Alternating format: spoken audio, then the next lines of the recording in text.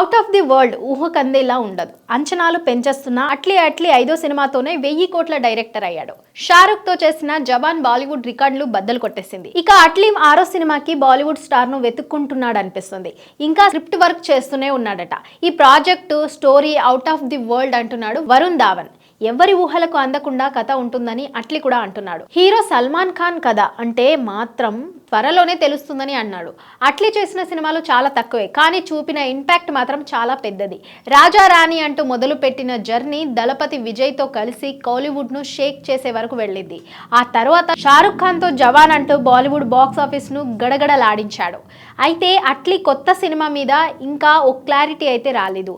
అట్లీ 6వ ప్రాజెక్ట్ మీద బాలీవుడ్, కోలీవుడ్, టాలీవుడ్ అంతా కన్నేసి ఉంది.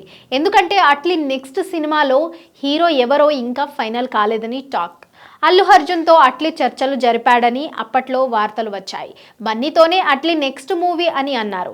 కానీ ఆ ప్రాజెక్ట్ గురించి మళ్ళీ ఇంతవరకు ఎలాంటి అప్డేట్ రాలేదు. అయితే ఇప్పుడు వినిపిస్తున్న వార్తల ప్రకారం అట్లీ నెక్స్ట్ సల్మాన్ ఖాన్ తో ఫిక్స్ అయినట్లుగా కనిపిస్తున్నాడు. తాజాగా అట్లీ తన బేబీ జాన్ ప్రమోషన్స్ లో భాగంగా మాట్లాడిన మాటలు ఇప్పుడు వైరల్ అవుతున్నాయి.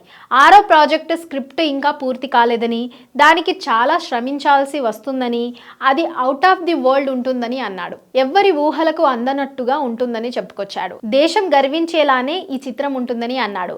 ఇక క్యాస్టింగ్ ప్రకటనతోనే అందరికీ సర్ప్రైజ్ చేస్తానని ఎవ్వరు ఊహించలేరు అంటూ చెప్పుకొచ్చాడు.